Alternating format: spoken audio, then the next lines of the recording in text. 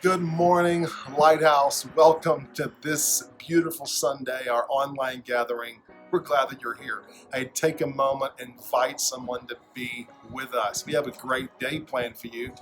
And Michael and our family, we're not with you live right there in the service. We're in the chat, we're with you. But we wanted to make sure we touch base with you and connect with you. We're on rest. In fact, one of our great values is rest as a part of our Lighthouse community core set of values.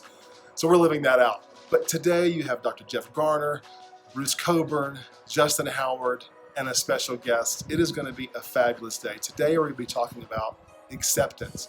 I love what Scott Peck said. Scott Peck said acceptance is the key to community. In fact, the celebration of our individual and cultural differences. And he said also it's the key to world peace. So this is going to be a really great day talking about acceptance as one of our core values at Lighthouse.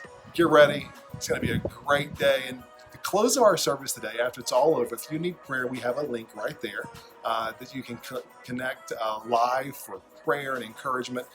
Make sure you check that out. Also in the notes, you can see this week we did a survey of how you all are connecting with the values and what resonates with you, what has for years. We love your feedback as well. You can click that link inside the notes and give us your feedback on what values resonate in your heart. Hey, I'll see you inside. Let's have a great day, Lighthouse. We love you.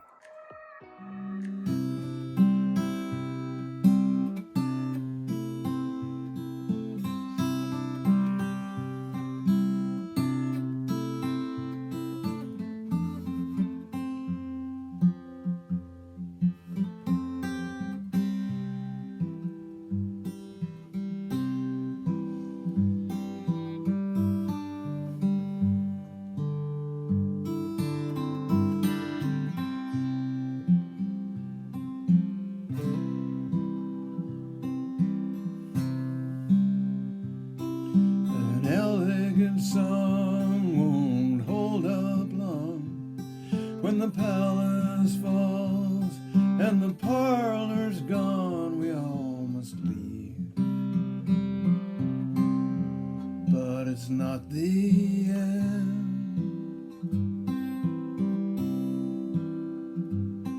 We'll meet again at the festival of friends.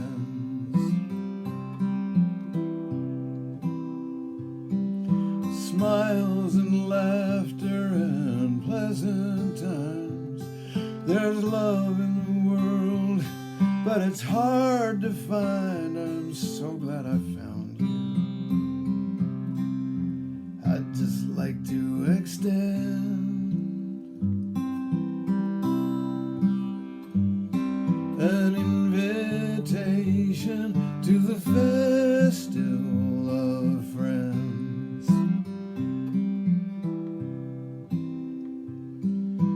Some of us live and some of us die. Someday God's gonna tell us why. Open your heart and grow with what life sends.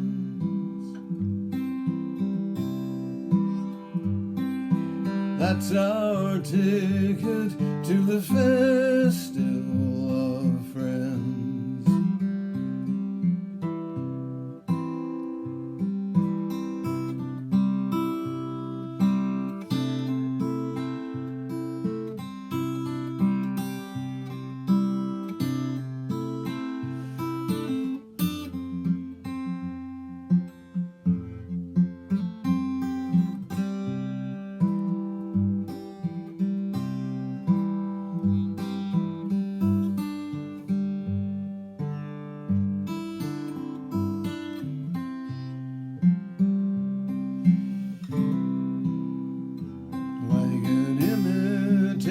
anticipation of a good thing past. These days of darkness surely will not last. Jesus was here, and he's coming again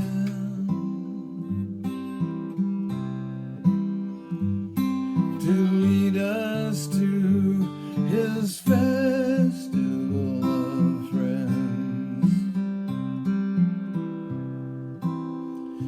Like Snake Highway, sheet metal ballet, it's just so much snow on a summer day. Whatever happens,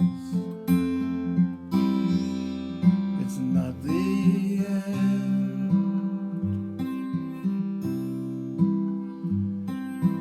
I'll see you at the festival of friends.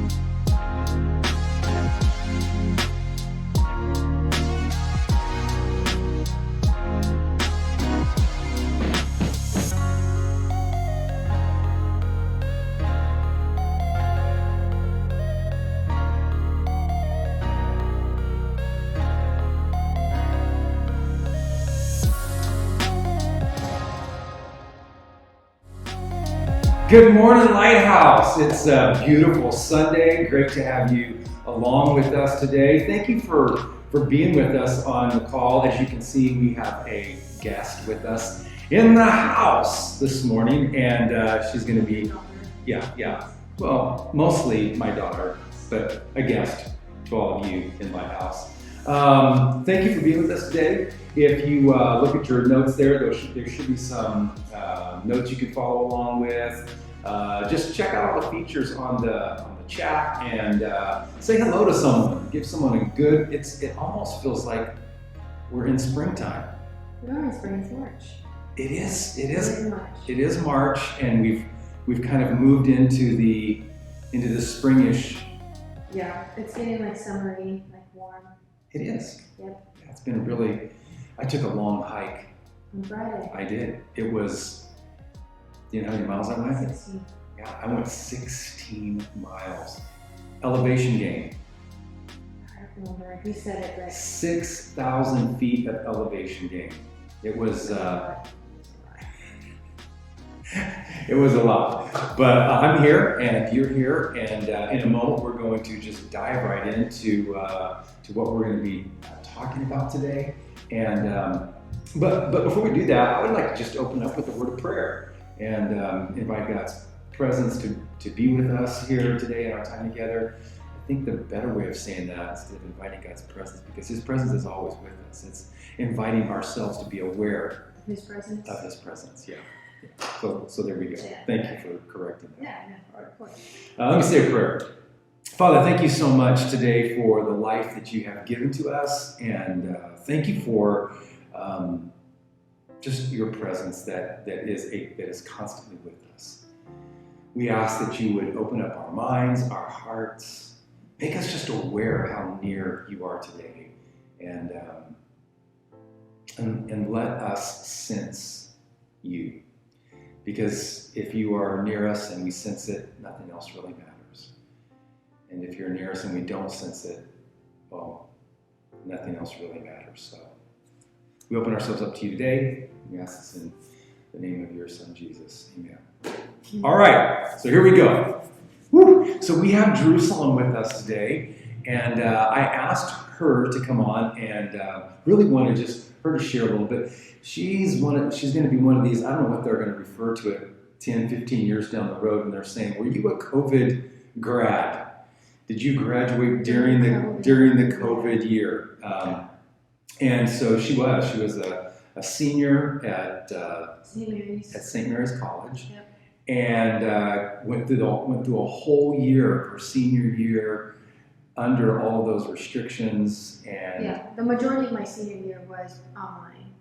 So the first half of my senior year was in person, and then it moved to online, which was March? Is that when it started? Last March. And then, I graduated a couple weeks ago. It was still online, but yeah, so I'm going to ask her just a few questions and kind of like give you maybe insider's view of a lot of students that went through this year and how difficult, challenging, some of the opportunities that came through that time. And so she's gonna share a little bit about that. But before we get into all of that, congratulations. thank you. You didn't get to walk an aisle, go through the whole graduation ceremony, but I'm proud of you. Thank you. You did it.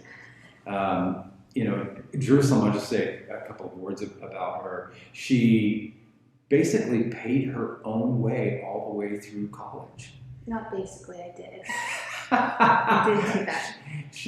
She did pay her way through school, and she got a few scholarships, and she's coming out of this with zero debt, which is an amazing thing. She was determined, which meant that didn't you take a semester off to work so that you would not have to, so that you wouldn't. I took a semester off to continue working to pay for school so that my loans weren't, piling up. But yeah.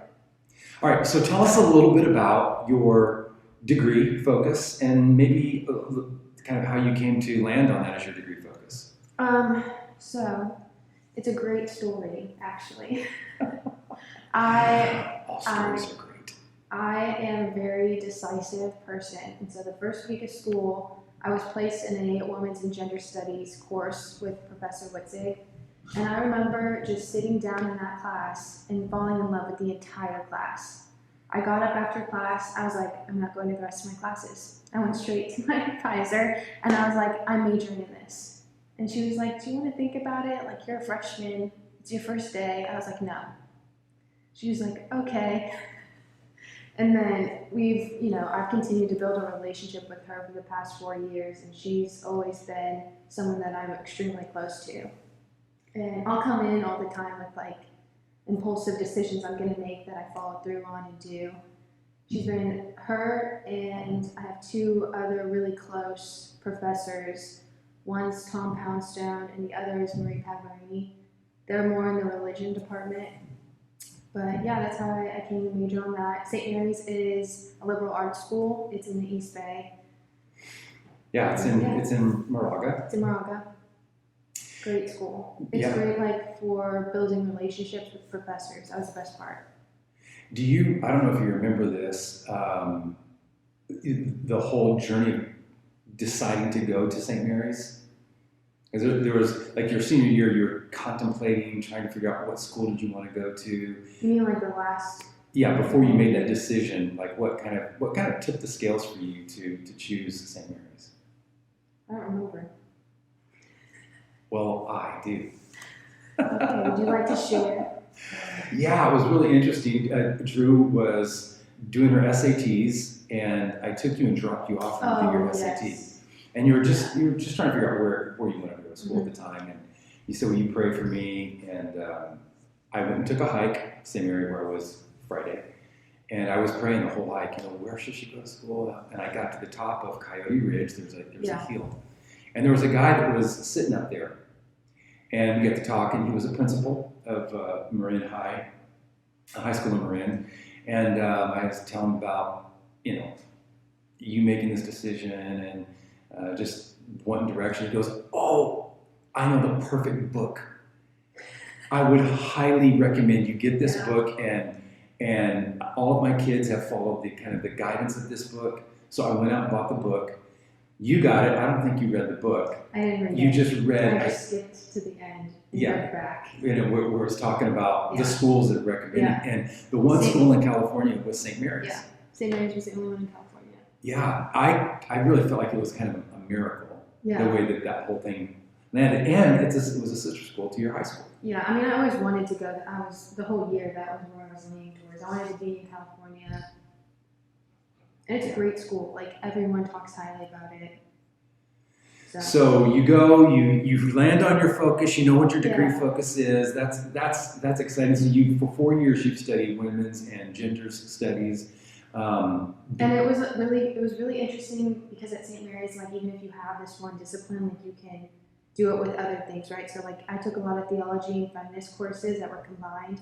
So you're not just learning about women's and gender studies. It's everything. It's intersectionality as well. So you go through the 4 years. The last year, COVID hits. What was that year like? As a student, as a senior, you're not getting to celebrate like the tradition is within kids that go to college. You don't have that happening. What was that like for you? Well, for me, personally, I don't think I struggled a lot with it because I knew that I was going to have more time to focus on school and not also be working and just like I focused a lot on my thesis, my senior thesis. And yeah, I mean, I felt like there were a lot of people who were struggling with it because you're moving to online, you're moving back home. And for me, it was an opportunity to really focus on myself and my schooling. So I just kind of saw the light in it and spent a lot of time with my family. Went down to San Diego with Papa, and then have been here. And I can still, like, you make the best out of what you have, and I still was building relationships with my professors via Zoom. Like, last semester I took a theology of art course with Professor Poundstone, and we would talk after class for like 30 minutes. I'd be like asking him questions on Zoom, and it made his day, and it made my day. Like, he's still trying, as a professor, it's really difficult because you're trying to get students to still engage while they're on Zoom. So for him to see that I was engaging, you know, it makes him happy. That's what the professor did. And that class was called? It was Theology of Art. Theology of Art. And basically, he kind of walked through, especially, I think, a lot of catacomb art. The catacombs in Rome. And, Yep. And was explaining what all these the symbols in catacomb art, what it represented, what it was. And then you did a lot of interpreting of those art pieces, what it meant to you. Yeah. So, and that was one of your favorite professors, theology professors, and classes. Yeah, he was the head of the theology department. And he's, how old is he?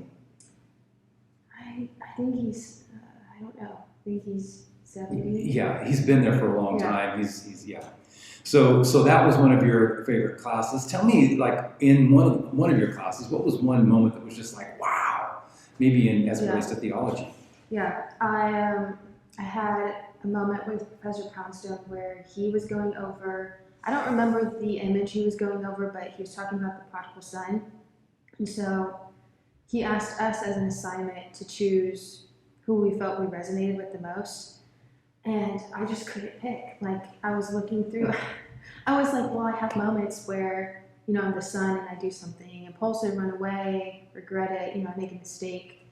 And then I have moments where I'm the brother and I feel jealousy for working really hard and it not paying off. But then I have moments where I'm like the father and I worry about my friends, you know, like, are they gonna be okay? Do I over control the situation or do I release that? And I just couldn't decide. And I was like, I think I'm like the son. And he was like, well, here's an idea. You can be all three. And I was like, you know what? You're right. I can be all three of them. It was I remember that, I think on a Friday night, you and I were texting back and forth, talking about it while you were doing a homework assignment or something. Yeah. And then on Sunday, I went ahead and used it. And I think you sent the link to to Professor Poundstone. You sent the link of the sermon, and he watched it, Yeah. and he commented on the sermon. It was really, that's a lot. I don't know, moments like that, where you're learning and growing are really a big part of what the college experience is. Yeah. That's why I'm so glad I found a major that I fell in love with, because learning's not the same unless you really want to be there. And So I'm sure you get asked a lot, and I know everybody probably on the other side of this is wondering, so now that you've graduated, what's next? And I remember hearing that, especially when I was in college, like getting to that point, hearing that over and over, and it would just get annoying because if I didn't really know, and I was, so you're probably hearing that. I know everyone on the other end is like, well, what's next for Drew? What's Drew going to do? Yeah. So I know you've given some thought to it. Tell us a little bit about what's next and just your overall relationship with work. Well, do you want the whole story? Well, we're here. I remember I had a lot of different passions of what I wanted to do. I remember when I was a kid, I wanted to be a missionary. That I was just like going to stick with that. I knew that's what I was going to be. I was like, folks, when she was in 8th grade, she told me, I do not want to go to high school. I'm not going to high school. I want to go right now to the mission field. Yeah. I got into some great high schools. I was like, no, this is not God's plan for me. I need to go be a missionary right now. All of my 13-year-old years out That's on what the I mission wanted. field. I was set on that for years. Throughout high school too, I was like, I'm going to be a missionary. And then that kind of faded. I started working at St. Frank, which is a coffee shop on Polk Street. Kevin Bolin is the owner. And I fell in love with that job. Fell in love working with coffee and our story. And it was a great experience. And then after that, it was my major. I put a lot of time in my major. And I knew that when I finished school, my major wasn't going to be a field that I was going to work in. In fact, it was going to be something that made me who I was and helped me decide. I think majoring in WAGs made me a stronger woman. Not that I have to be in a nonprofit that helps, other women create strong, roles. So I don't have a next step. All I know right now is that I want to be in a business or be a businesswoman and eventually get my PhD and teach. That's my plan. And I told you this. And I've been thinking about it a lot. Like when I graduated that first week, I was like, I just want to be in a job right now, getting paid with a salary. I get out of school and I didn't know. I was like, all I know is that there's going to be a plan for me and it's going to be okay. And I don't have to force it right now. I'm just going to take my time. And you have said to me several times that, and it goes along with your personality. For all of you that are familiar with the Enneagram, there's an 8, and so it goes with your personality. You want to own your own business, or own, you want to be kind of in control of that part, and then you want that, but you also really have enjoyed the subject matter that you were learning, so you'd like to get a PhD eventually in that. Yeah. So you have both of these two worlds here that you're wanting to bring together in your life. Yeah, that's awesome. So you're at kind of what they call the quarter life crisis, the quarter life. He's putting my age out there. I'm not 25 yet. Well, quarter life just means you've lived 1/4 of your life. Yeah. So if you were to live to be 80. Okay. Fair. All right. Fair. As you look back over the life that you've lived, the world that you've grown up in, which is a radically different world from what it was even 10 years ago, let alone 50 years ago. Right. What does it mean to you to be a Christian at this point in your life, and as you think about the world that you're in, Yeah, I feel like for me right now in my life, I think being a Christian is just like accepting that God's gonna have a plan for me and that I don't have to have it myself and be in control of that. I think when it comes to the world though, there's just been so much going on. It's been a lot of ups and downs, and I think the world just needs a lot more kindness in their heart. Yeah. But, Yeah, I've heard you say so many times the selfishness of the world that we live in. Everybody just seems so consumed with themselves. Oh yeah. And there's not a lot of that kindness, a lot of that, concern for, one another.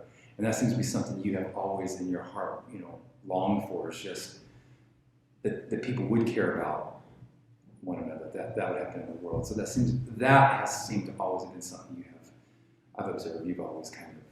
Yeah, I think kindness can just go a whole, meeting people halfway, having grace and kindness, those three things could just make the world completely different. But, yeah. So we have been, in the last few minutes here together, as a church, we've been walking through just our values, what we value as a church community, and we've talked about being human. We've talked about we're family. We've talked just all of these things that it seems God has put within us as a community. We seek to listen to others, listen to God, and we have a couple left. And I was trying to think, of these that we have left, what one would Drew really be able to kind of think through, reflect through with me as we think about this. And the one that really that I see in our community, it's just a natural thing that our community has. And you probably could speak to moments when you've witnessed this within the church community because you've been here your whole life.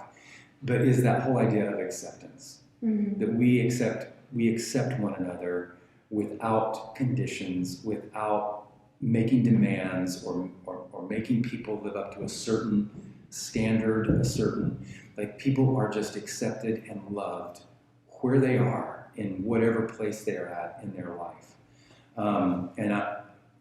Is there any story that comes to mind in this? I know this is like one of those things you said, don't throw a question at me. Question that I wasn't prepared for. Right. Is there a story that comes to mind or something you think of when you think of acceptance? Is there something you think of? I always just remember when I would tell people that my dad was a pastor, they're like, oh, like what denomination? And I'm like, really just let anyone come. I would always say that, I'm like, well, there's not really like a denomination, just like he preaches from the Bible, he preaches what speaks to him, and whoever wants to hear it comes. And there's not a list of rules of what we're, what we're letting people come in and hear or not. So, that's what I think of when we talk about acceptance. We've had so many people who weren't even Christian, people who, practice a bunch of different things, just come in and listen. So. And there's always been room for that kind of, I guess you could say, community, love, sharing that happens in that space. There's a story that I'm thinking of in the Gospel of John that really kind of gets at this, and it's John chapter 20. We read this story, the story preceding this one a couple of weeks ago, but here it's after the beloved disciple and Peter have run to the tomb, and the tomb's empty. They get there. Mary has told them to come look. They get there, and then it says, in verse 10, it says, then the disciples went back to where they were staying. So the two disciples leave, the beloved disciple and Peter leave, and what's left here is Jesus and Mary Magdalene. I'm going to read this is that okay if I read this? I love that you asked for my permission. See, that's the world that I live in. I'm going to read this, and then as I'm reading this, maybe just tell me what sticks out to you. Like if there's a part of it that sticks out to you, and then we'll talk about it for a little bit, and then we'll close out in prayer. So, chapter 20, John, verse 11, says, now Mary stood outside the tomb crying. As she wept, she bent over to look into the tomb and saw two angels in white, seated where Jesus' body had been, one at the head and the other at the foot.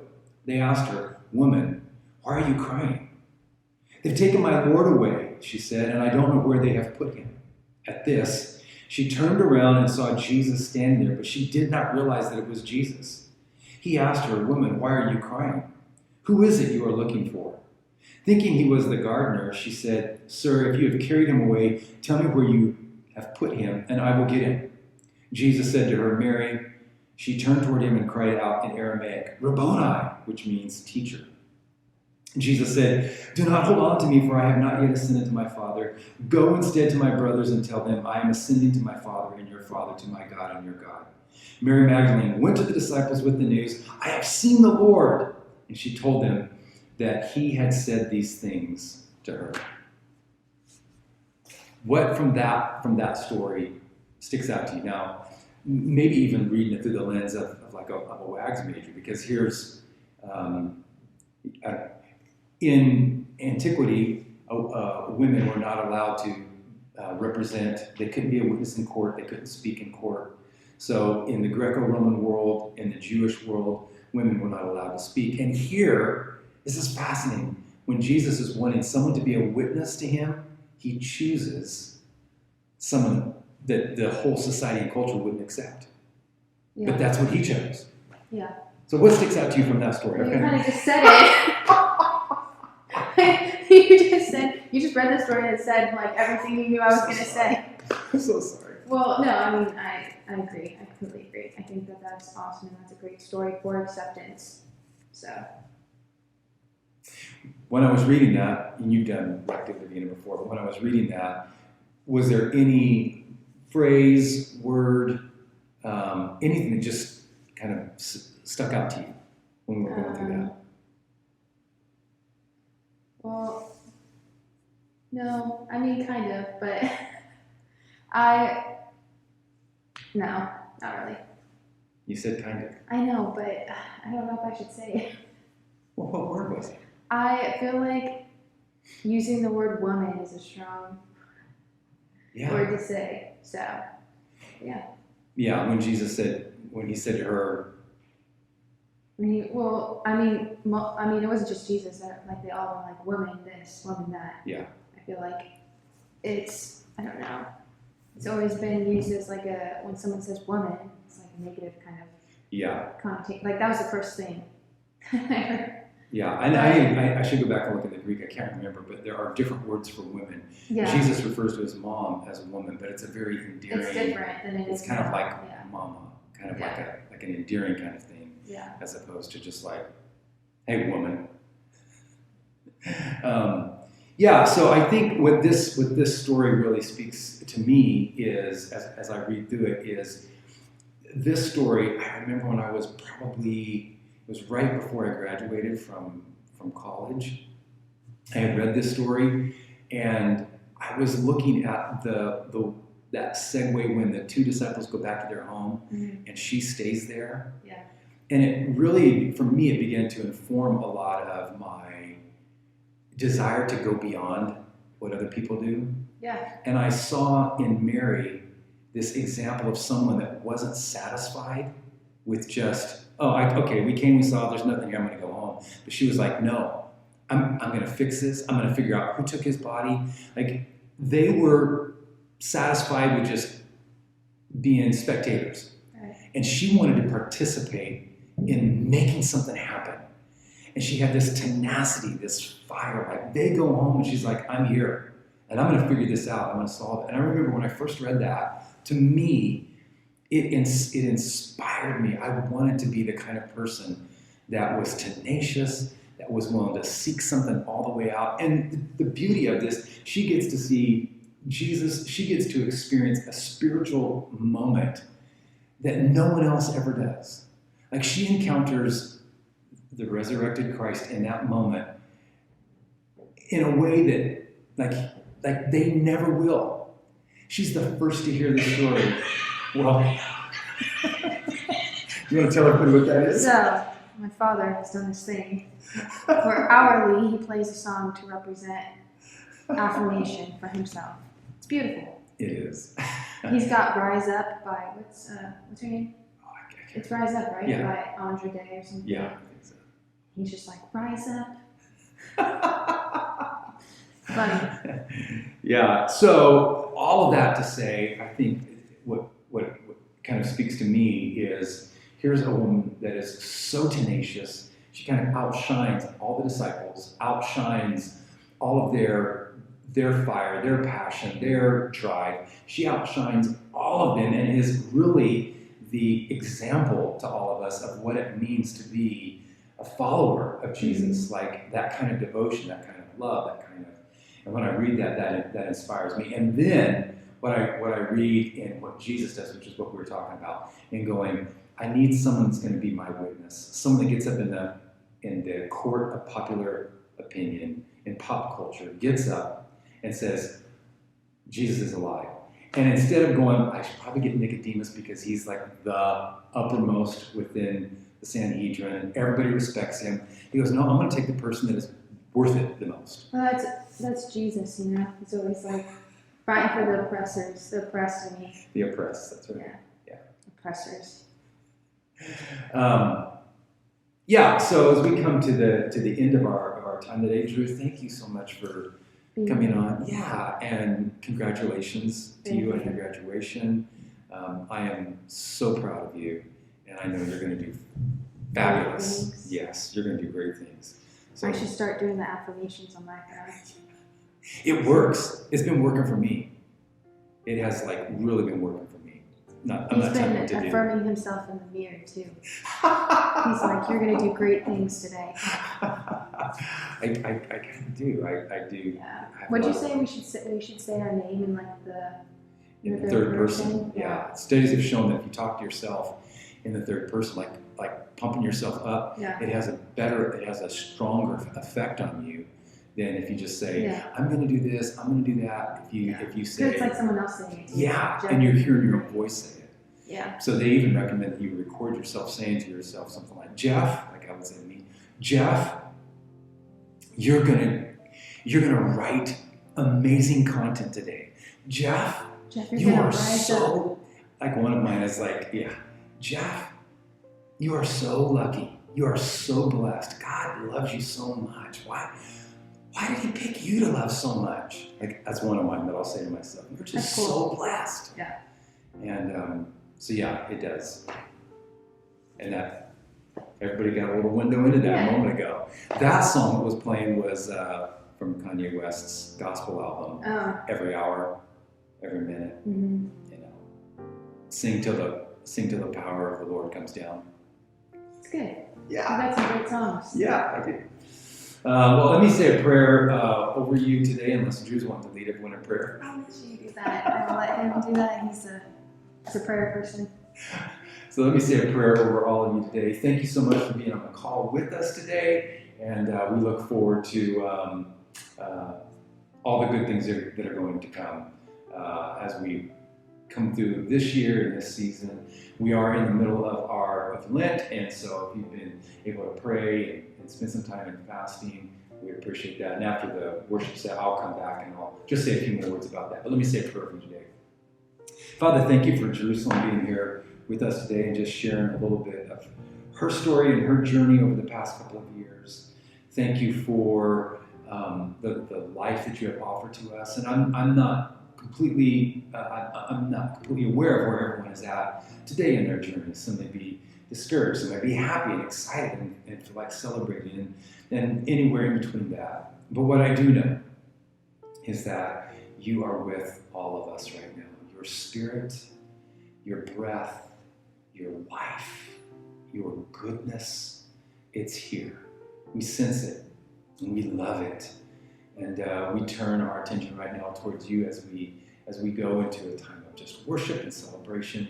We thank you for all of this that you have done for us. And just pray your blessing would just be upon your children. Your blessing would be upon them wherever they are, whatever they're going through, whatever they are facing today. We ask this in the name of Jesus Christ, we pray. Amen. Good morning, everybody.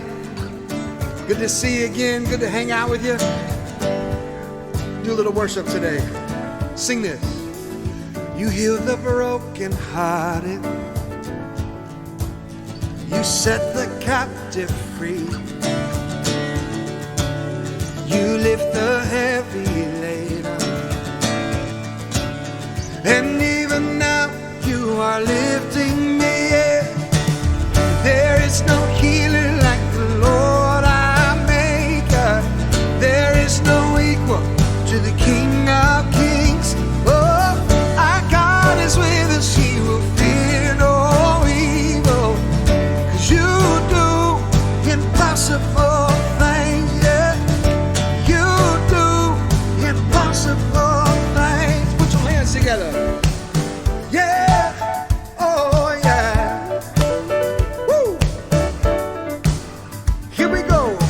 this is us.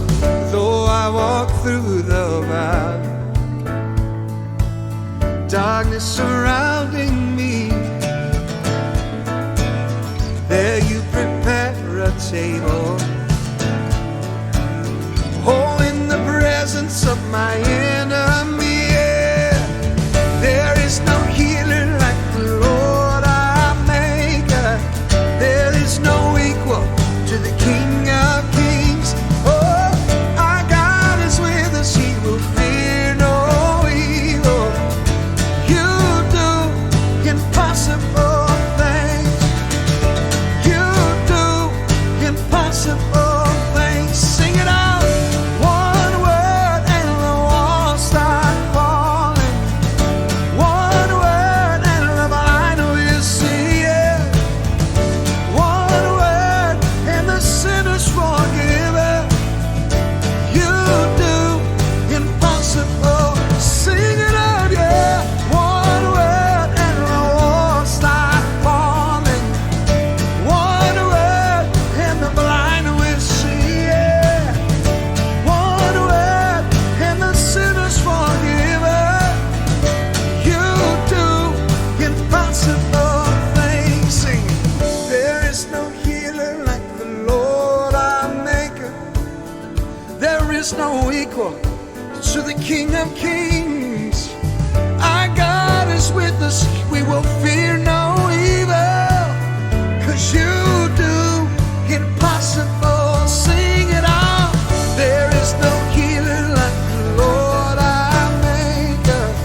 There is no equal to the King of Kings. Oh, our God is with us, He will fear no evil. You do. Oh, you do, yeah. Yeah. Come on, just put your hands together. Wherever you're at, wherever you're watching, declare the goodness of the Lord. He's working on your behalf. There's nothing impossible. There's nothing impossible too hard for God. Yeah. Sing this one word, and the walls start falling. One word, and the blind will see. Yeah. One word, and the sinner's forgiven. 'Cause you do impossible. Oh, you do impossible. Oh, you do impossible things. Sing it. 'Cause you do impossible things. You do impossible things. Oh, one word and the walls start falling. One word and the walls start falling. Yeah. Oh, oh, oh. There is no healer like the Lord our Maker. There is no equal to the King of Kings. Our God is with us, He will fear no evil. 'Cause you do impossible things. Oh, come on, you glad about that today? You know what, I'm glad. I love that line in the song. It says, there is no healer like the Lord, our Maker. I love that He saw me, that He formed me. And I love this. I love that whatever I'm facing, I can know this is true, that He's my way maker. He declares good things for me, and I'm grateful.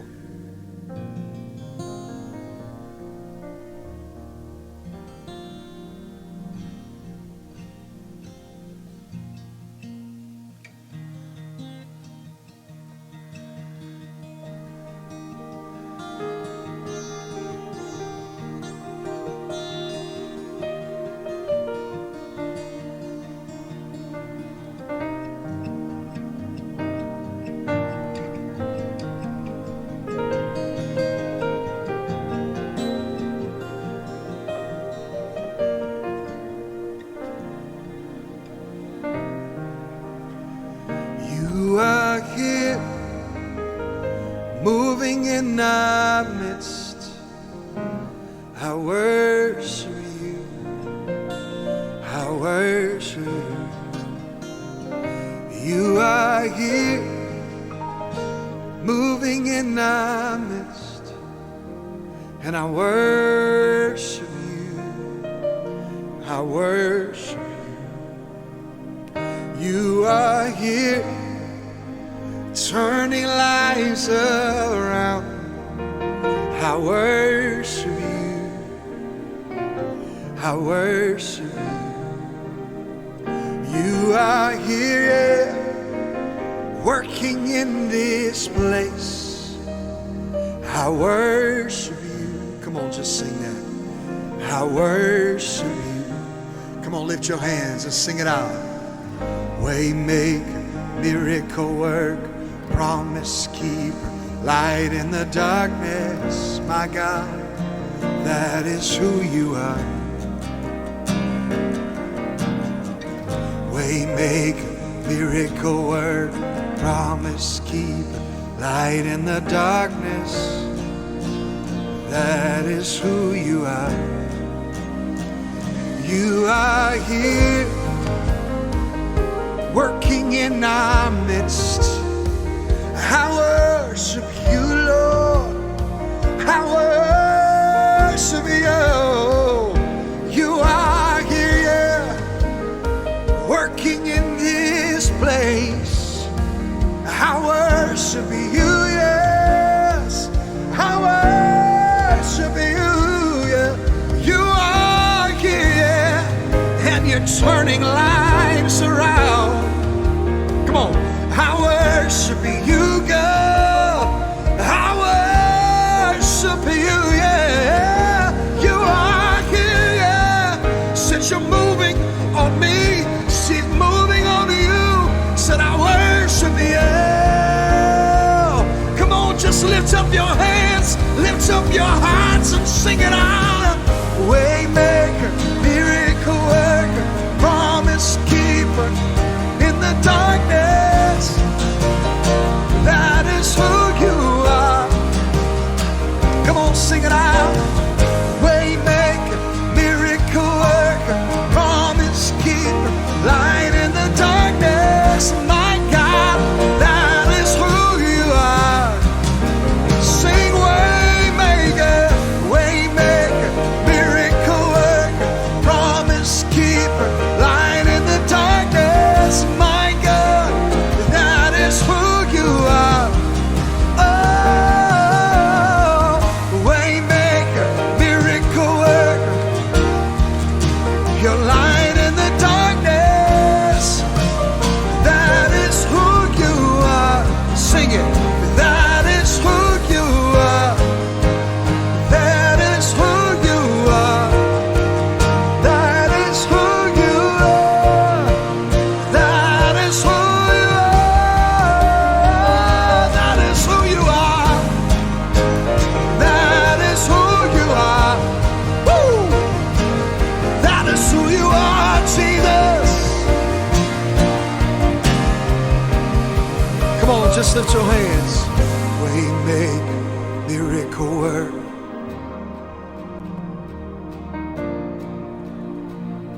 That is who you are. Come on, sing this out. Waymaker, miracle worker, promise keep, light in the darkness. My God, that is who you are. Even when I don't see it, you're working. Even when I don't feel it, you're working. You'll never stop working. Come on. You'll never stop working. Even when I don't see it, you're working. Even when I don't feel it, you're working. You'll never stop working, Jesus. I know it's crazy in our world, and we may be facing fines, we may be facing persecution, we may be facing the fact that we can't meet together, but God, we understand that you're at a work right here and right now, and you're a way maker, you're a miracle worker, and I believe and I trust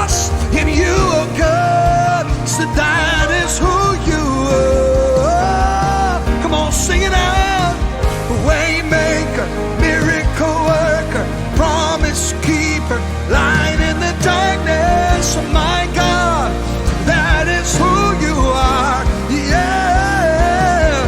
Sing it out. Waymaker, miracle worker, promise keeper. Yeah.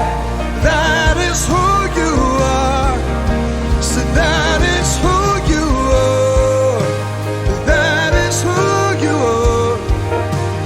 That is who you are. I thank you, Lord Jesus. Yeah, yeah, yeah, yeah, yeah. That is who you are. That is who you are. Oh,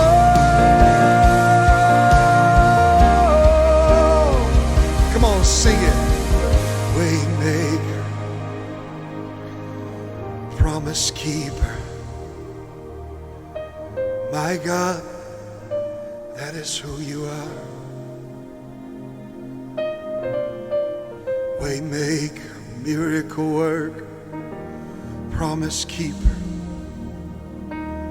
My God, that is who you are. You are so good, Jesus. You are so holy. You know, I just keep hearing this song over and over in my heart. And I love it just says, that is who you are. That is who you are. I was on staff at a church in Dallas and we wrote a song and it just simply said, my God, how great you are. How great you are. Thank you, Lord Jesus. Yeah, my God, how great you are. How great you are. Come on, just lift your hands. You can feel it right where you're at. We sing it out. My God, how great you are. How great you are. Sing it from the bottom of your heart, yeah. My God, how great you are. How great you are.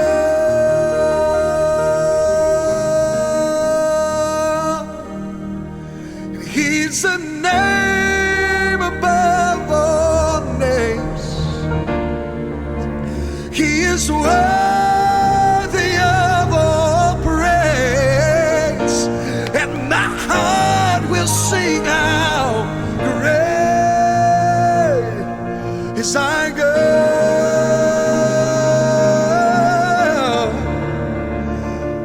How great is our God.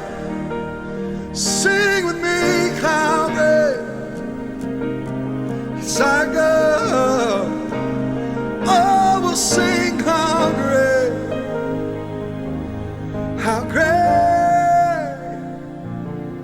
is our God.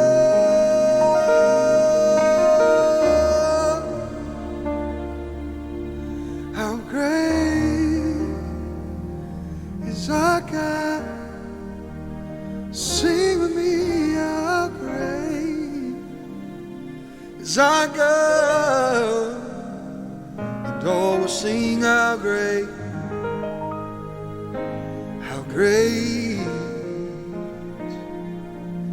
you are. Waymaker, miracle worker, promise keeper, light in the darkness, my God, that is who you are. Oh, come on, wherever you at, give him praise.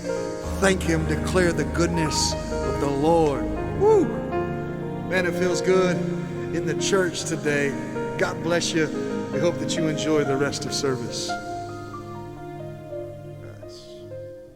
Oh man, that was so good. For those of you that have just been enjoying Justin leading worship, he brings so much great energy into the sets, and that was amazing. Thank you, Justin, for leading us into worship. I just wanted to go over a couple of brief updates as to what's happening. We are, as I said earlier, we are in the middle of our Lent season. We're praying. We're just asking God to speak to us and give us some direction, just as it relates to our way forward post-COVID. So thank you for those that are praying. If you're hearing anything, please let us know. Send us a text, email us, post something right there, even in the comments if you're hearing or sensing something. I had a wonderful Monday, Tuesday, and Wednesday for our prayer and fasting time. Just a wonderful time of reflection. One of those days, I did some centering prayer, and it was so powerful. I just had this moment where I felt completely like at one or connected with God in such a deep way. So I hope you're enjoying your time, and please continue to pray as we continue to walk through our journey here in Lent as we get closer to Easter.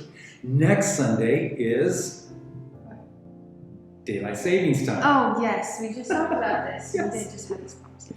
Yeah, so just be mindful of that as you're kind of thinking ahead or reflecting ahead. Be mindful of that. Also, we're continuing online to do our Celebrate Recovery Bible study on Thursday night. That continues on as well. Just a huge shout out to our beloved Vivian and the beautiful work that she does. Thank you so much. So that's on Tuesday night and then on Thursday night. And then just as a reminder, as we continue to walk through this, would you hold up in prayer our partners, YWAM, and also in Nepal, Karuna Care. Hold them up in prayer as they're walking through some challenges that they're facing in Nepal. We would so much appreciate that as well. In a moment, Drew is going to be giving the benediction. Yeah, Drew's going to be doing the benediction today.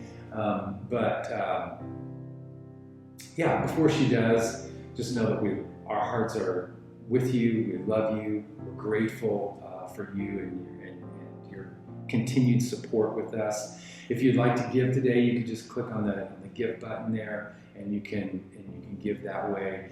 Your support continues to help us. As Jeff always says, what you do in the next 5 minutes can make 5 years worth of difference. I don't think he says it like that, but I don't think he says it like that he at all. doesn't. But he does say, "Don't be a can't do it, be a conduit." I've never heard that. But He does say that. Don't be a can't do it, be a conduit. Let God flow through you. So if you would give, we'd so much appreciate your gifts and your donations. With that said, all right. Yeah. Benediction for us? yes, do it. Okay. May the Lord bless and keep you. May His gospel give you peace. May His Spirit fill you with joy. May you be disciples, making disciples. May His face shine upon you. May you be courageous ones, receiving His kingdom in the name of the Lord Jesus Christ. And you also. And you also. We love you. We love all of you. And I'm so proud of this one right here. I'm proud of myself. Yeah, as you should be. Did you all see this? She's wearing her. I'm representing. She's representing. Yeah, the Let Love Rule. Yep. The Let Love Rule sweatshirt. Yep. Yeah. I'm That's wearing a right. bow tonight. You got dressed Yeah. up. Did you see this? You see what color I'm wearing today? Orange. Yeah. Those are San Francisco Giants colors. Oh, are the Giants playing? I don't know if they're playing, but Okay. I'm just saying it's their color. Yeah, no, I know. Yeah. That's good. Yeah. Thank you. You like my little flower? Yeah. Does it go? Yeah. It does go? Yeah. Does it match my glasses? Glasses are red. This matches that. Oh, that's funny. Yeah. Okay. Love you all.